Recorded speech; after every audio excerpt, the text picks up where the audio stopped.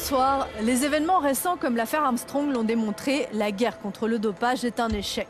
Un échec qui ternit l'image du sport professionnel, mais qui rejaillit aussi sur la santé des sportifs amateurs.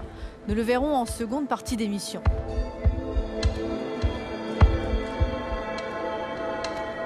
Vouloir améliorer les performances du corps humain peut prendre un tout autre sens, un sens positif quand il s'agit de compenser, voire de gommer un handicap. Au XXIe siècle, 3 révolutions majeures sont en train de relancer un vieux rêve de l'humanité, celui de reprogrammer la biologie. Il s'agit de la génétique, de la robotique et des nanotechnologies. Nous n'en sommes qu'au début, mais le développement de ces 3 disciplines est en train de surgir dans nos vies à tous, que nous soyons valides ou que la vie nous ait joué un vilain tour. Avec Sophie Gabu, nous sommes allés à la découverte de cet étonnant couplage homme-machine-handicap.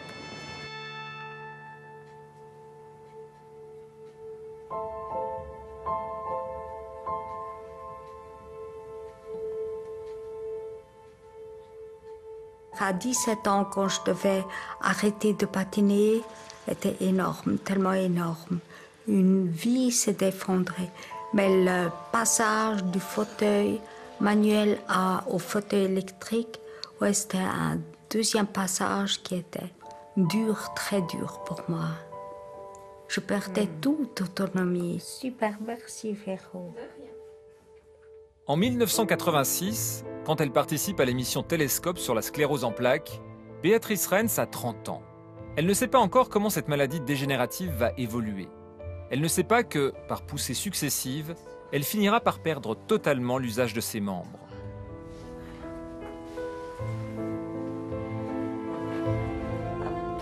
Cette sclérose en plaques, elle peut faire avec mon corps ce qu'elle veut. Et oui, je peux perdre encore de l'autonomie. Bonjour. Bonjour, madame. Ça va?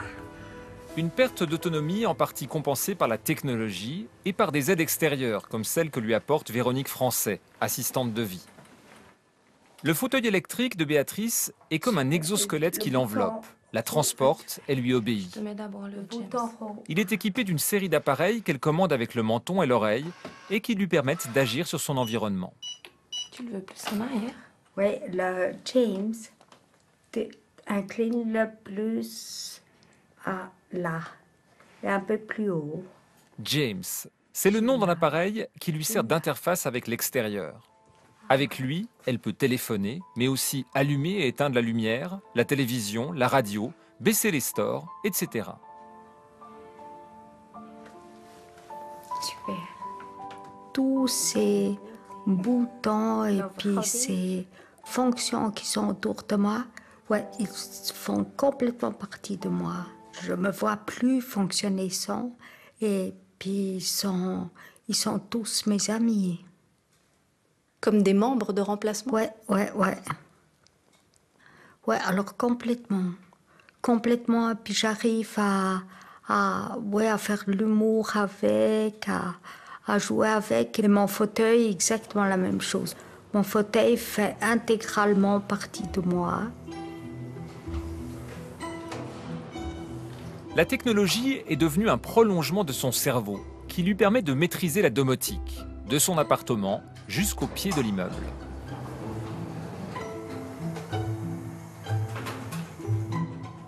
Comment elle serait votre vie sans cette technologie? Sans la technologie, j'ose parfois presque pas y penser. Elle serait nulle, elle serait rien. Je ne pourrais vraiment rien faire sans la technologie. Je suis un esprit dans une machine. Souvent, je dis aussi, je suis comme un robot, tout simplement plein de sentiments et de sensations. Et puis, oui, mais je suis un robot quand même. Et sans James, moi, je suis zéro. Et avec James, je suis comme une personne, vous et tous.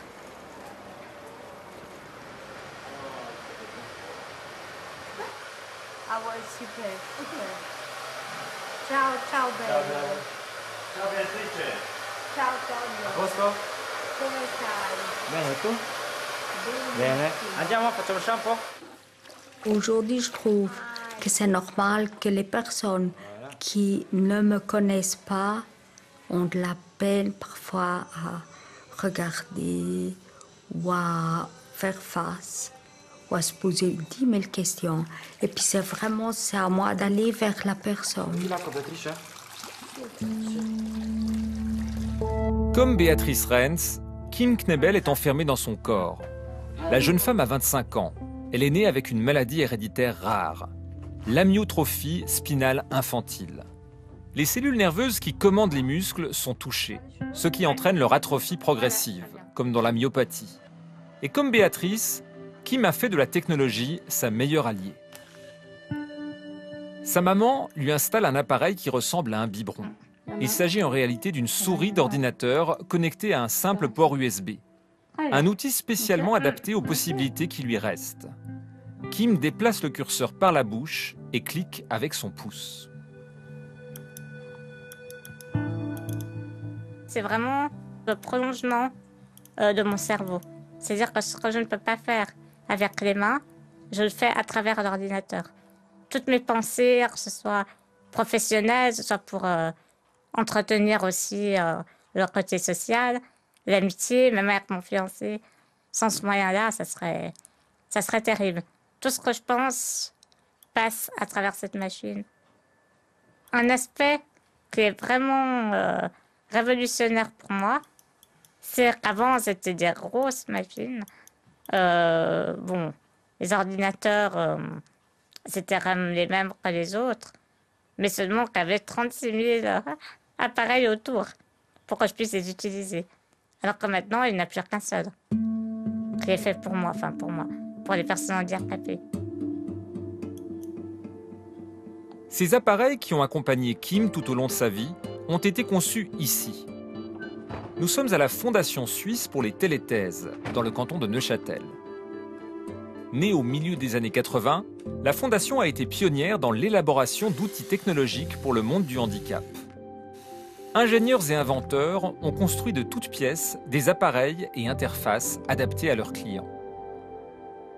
Autrefois, pratiquement tous les appareils étaient développés par la FST. Maintenant, les technologies ont évolué. Donc, notre premier travail, c'est d'essayer de trouver la technologie qui correspond à la personne en situation de handicap.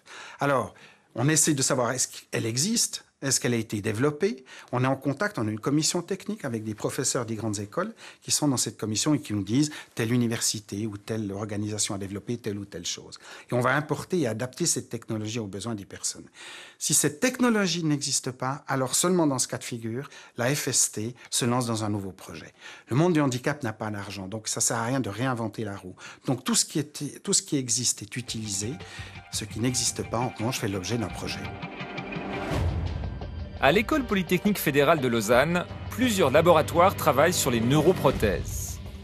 Le but est de restaurer les fonctions biologiques détruites par des accidents ou des maladies.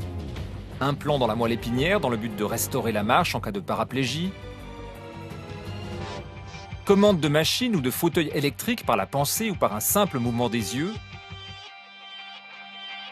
Élaboration de peau artificielle capable de restaurer une sorte de sens du toucher aux porteurs de prothèses. Les pistes de recherche sont variées et les résultats prometteurs.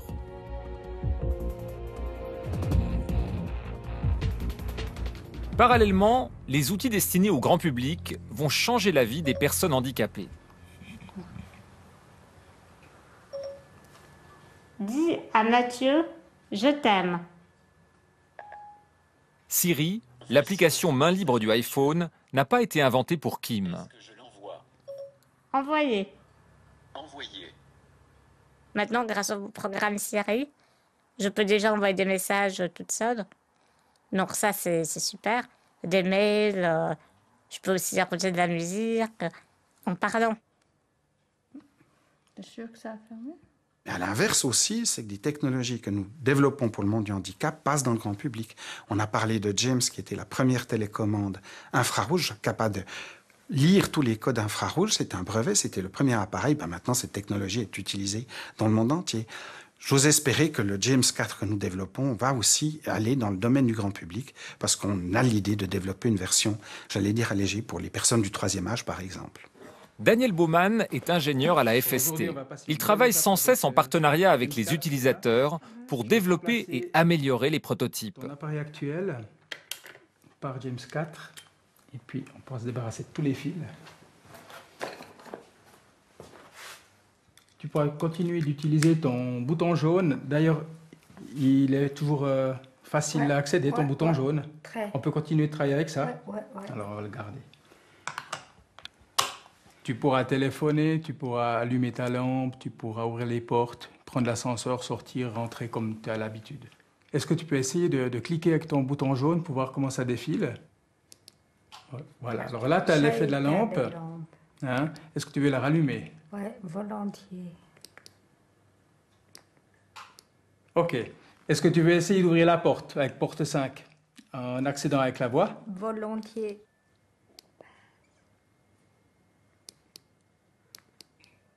Porte 5. Voilà. Super. Ça marche. Avec ou sans handicap, les humains et les machines sont en train de coévoluer. Mathis, 5 ans, souffre de la même maladie rare que Kim. Même si la force lui manque, le petit garçon parvient à manipuler des objets, des jouets et les commandes d'appareils électroniques, comme celle de son fauteuil. Voilà, la table. Il contrôle aussi une drôle de machine qu'il aime bien utiliser. Une machine à manger, qui, à défaut d'être vraiment pratique, lui permet de maîtriser lui-même ses bouchées.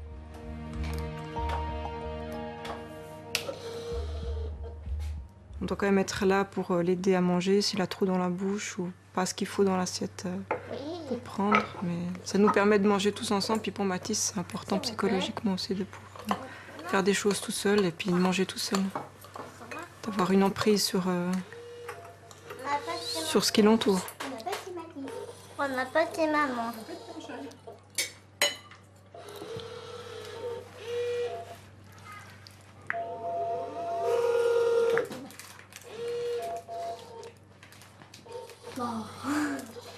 Lorsqu'on a fait le choix du fauteuil, on nous a proposé une commande qui permettait d'interagir avec l'environnement, ouvrir les portes, commander les stores, allumer les lumières.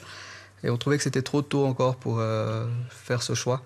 Vu que ce sont des choses qu'on fait pour lui ou qu'on fait pour Margot, qui a pourtant une année de plus que lui. Et on préfère attendre encore un petit peu pour l'équiper des technologies qui seront peut-être plus avancées au moment où il en aura réellement le besoin.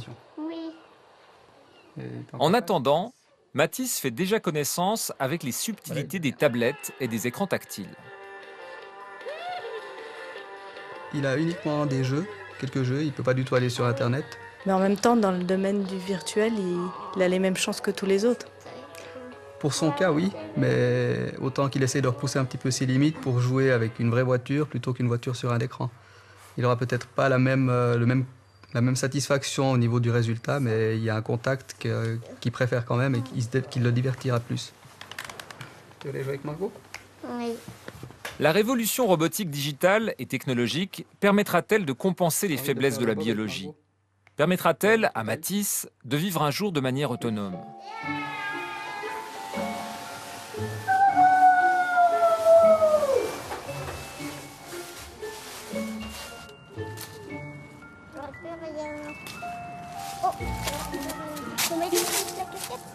Comme ça, c'est mieux? Comme ça? Un peu plus. Comme ça? Comme ça va? Je pense que les technologies vont pouvoir l'aider à améliorer la qualité de sa vie, à améliorer son indépendance. Il faut simplement que le système qui a été mis en place en Suisse, c'est-à-dire le système de l'assurance invalidité, puisse continuer d'aider ces personnes. Et c'est là le plus gros problème. Il est certain que la vie sera toujours difficile, il est certain que les technologies ne pourront jamais tout compenser, mais en revanche, elles permettent d'améliorer grandement la qualité de vie de ces personnes fortement handicapées. Le problème, c'est que la FST passe désormais plus de temps à aider les patients à se justifier et à faire recours auprès de l'assurance invalidité qu'à inventer, développer et adapter des solutions technologiques. Au lieu de soutenir les personnes concernées qui font face à des obstacles physiques, l'AI, au fil de ses révisions successives, y a ajouté des obstacles administratifs. C'est d'autant plus difficile à comprendre que les moyens technologiques auxiliaires ne représentent même pas un demi% de son budget total.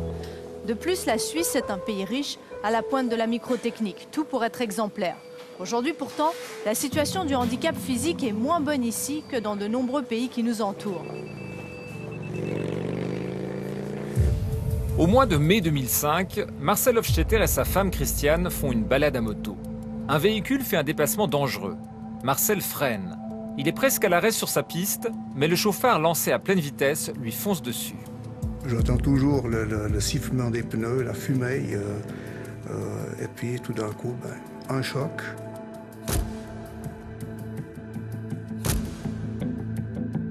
Je me suis retrouvé par terre, le pantalon était ensanglanté, je n'avais plus aucune sensation dans la jambe. Donc là, je me suis dit que la jambe, elle était, je pense, à 80% perdue. Christiane est également blessée. Le couple de motards est transporté à l'hôpital. Les chirurgiens ne parviennent pas à sauver la jambe de Marcel et il doit être amputé. Après un long travail de réhabilitation, il a apprivoisé sa nouvelle jambe. Ce matin, il a rendez-vous chez Kern Orthopédie avec Jean-Claude Gabriel, son prothésiste. Alors bon, c'est le moment de la refaire, monsieur Stettler, cette prothèse. Elle commence à venir un peu usée. Hein. Un peu. Vous pouvez l'enlever. Ouais, ok. Avant l'accident, Marcel exerçait le métier de mécanicien de précision. C'est avec un œil expert qu'il s'intéresse aux différents modèles de jambes artificielles qui existent sur le marché. C'est lors de mon séjour à la Suvation, où j'avais des moments libres, j'étais sur Internet et j'ai commencé à regarder un petit peu sur des sites, des forums, et j'ai vu qu'il y avait le SILEG. J'ai dit au prothésiste, je veux ce genou. Marcel Hofstetter mettra toute son énergie pour obtenir ce genou qui contient un microprocesseur et un système hydraulique d'articulation. Cette prothèse intelligente, fabriquée par une entreprise allemande, est une des plus high-tech du marché. Une haute technologie qui, évidemment, a un coût. Le chauffard responsable des blessures de Marcel étant 100% fautif de l'accident, sa RC a dû payer tous les frais. Mais c'est la SUVA, l'assurance accident obligatoire, qui décide du type de prothèse et d'appareillage qui sera remboursé pour chaque patient. Il faut se battre sans arrêt. On ne nous le donne pas, on ne nous le propose pas. Il faut réclamer, il faut rouscailler, c'est tout le temps, ça n'arrête pas. Quelle que soit l'institution à qui on a affaire, il faut toujours se justifier, il faut toujours... c'est toujours le moins cher, le plus rudimentaire possible qu'on veut nous refiler. Il faut faire des pieds et des mains pour essayer d'en avoir un. Puis là, je ne parle que de cas d'accident. Maladie, c'est encore autre chose. Effectivement, l'assurance maladie, l'assurance accident ou l'assurance invalidité n'appliquent pas toujours la même politique de remboursement. On va changer un peu d'orientation. Marcel a obtenu la dernière technologie après son accident de moto. Mais si l'amputation était due à une maladie, il n'est pas certain qu'il marcherait de cette façon aujourd'hui.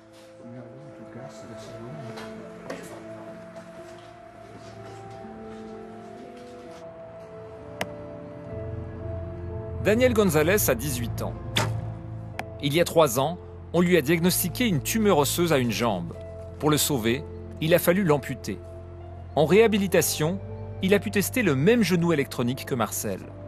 On est autorisé à l'essayer, donc ils m'ont laissé pendant 1 mois l'essayer.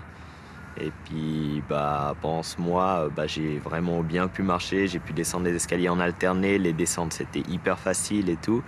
Et puis du coup après ils me l'ont enlevé, on a fait la demande et ils nous ont refusé. Ils payent des choses assez chères à des gens qui sont déjà moins actifs que moi, tout ça. Et puis alors moi juste parce que je suis étudiant et puis que je bouge, que je suis censé pas bouger beaucoup, étant donné que je suis toute la journée en cours, ils veulent pas encore me l'accepter.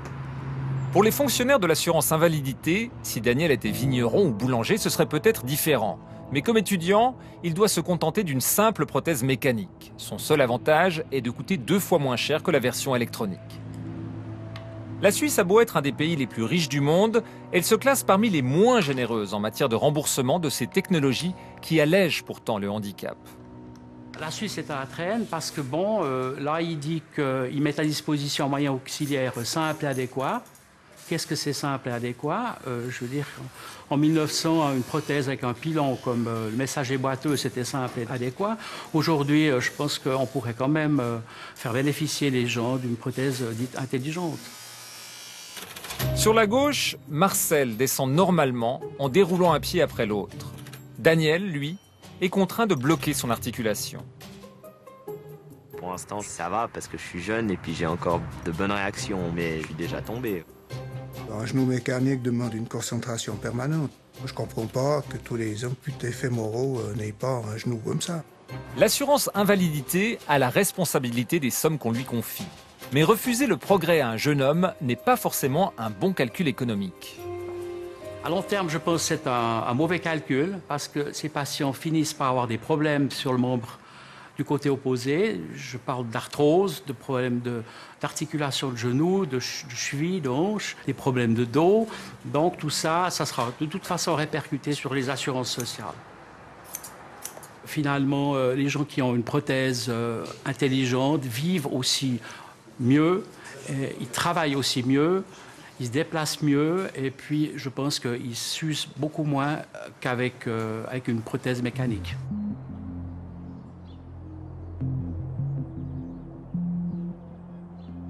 Marcel et Christiane n'ont pas renoncé à leur passion pour la moto. S'ils n'ont pas entièrement retrouvé leur vie d'avant l'accident, ils ont au moins repris la route. Daniel, lui, est de la génération robotique, informatique et nanotech. Son quotidien est rempli de ces images qui prédisent la fusion entre l'homme et la machine. Des images qui promettent l'avènement de neuroprothèses bioniques aux performances extraordinaires.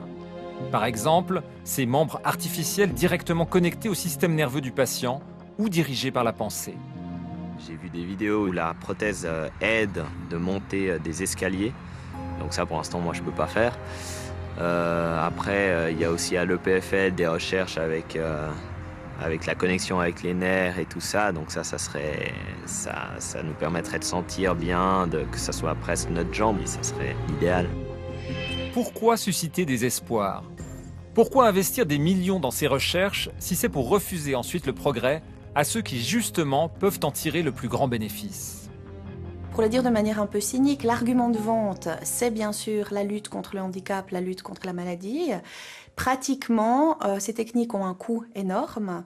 Et on le voit déjà dans notre société, les caisses maladies sont loin de rembourser tous les coûts de la santé, et à un moment, il y a des choix qui sont faits.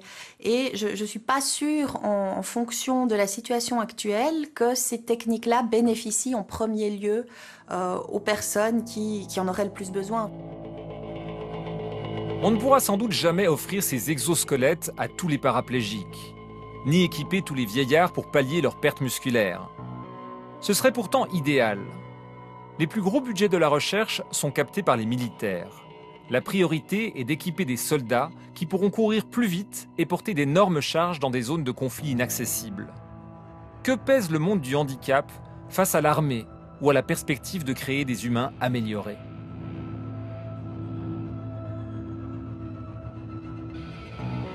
Les neuroprothèses, c'est un champ qui est déjà largement exploré en laboratoire. C'est même un champ qui a de gros financements.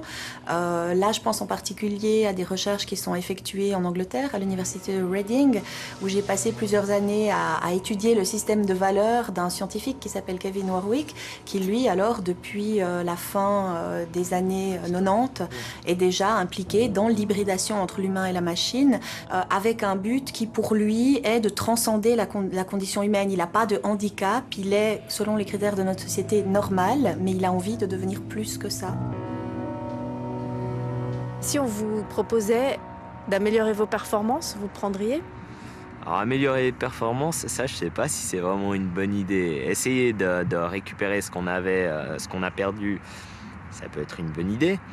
Mais du moment où on peut améliorer nos performances, c'est peut-être stupide, mais moi j'aurais peut-être peur qu'il y ait des gens qui s'amputent juste pour avoir de meilleures performances. Ce n'est pas stupide. L'idée d'une forme extrême de dopage où des athlètes se feraient greffer des membres bioniques plus puissants est déjà dans l'air. Cette idée choque encore. En revanche, dans le cadre du handicap, le couplage homme-machine semble acceptable aux yeux de la société. Tu es plus près? Kim, de son côté, Voilà, se dit partante pour l'hybridation. Tu me dis, hein. On comprend que pour la jeune femme, l'idée de s'affranchir de son corps biologique jusqu'à n'être plus qu'un esprit hyper connecté soit une perspective plus réjouissante qu'effrayante.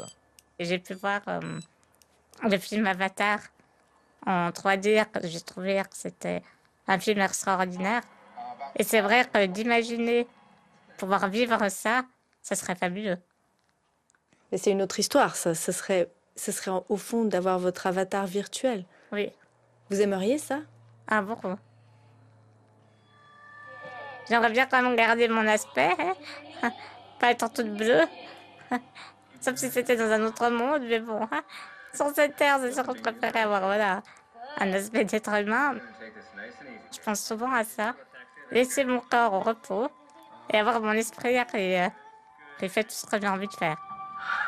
Plus le monde virtuel prend de l'importance, moins le corps biologique en a. On pourrait presque dire qu'aujourd'hui, c'est un plus grand handicap de ne pas être connecté que d'être privé de l'usage d'un membre ou de son corps. Je pense qu'effectivement, le handicap lié au fait de ne pas être connecté est plus grand que le handicap lié à l'absence d'un membre, parce que ça, par exemple, on le voit dans certaines recherches qui se font dans le champ des neuroprothèses, où le but, c'est justement de connecter la personne aussi vite au réseau que si elle n'était pas handicapée. Et finalement, c'est comme si, pour les personnes handicapées comme pour les personnes non handicapées, le corps était un boulet qui nous empêche de nous connecter au plus vite. Bonjour beauté, je suis déjà là. Papa, génial, génial. Le corps, proprement dit, ce qui était tellement important dans ma vie avant n'a plus d'importance. Moi, je suis dans ma tête à moi, mais je trouve que c'est pas un monde virtuel. Aujourd'hui déjà, je suis tellement détachée de tout. Non, mais franchement, et je suis détachée. Déjà, souvent, je me compare à cette petite marionnette. Quand on coupe les fils à fur et à mesure chez moi, et aujourd'hui, tous les fils sont coupés. Et puis, on ne peut plus me manipuler. Puis je vole, je suis... Aujourd'hui, je suis libre comme j'ai jamais été.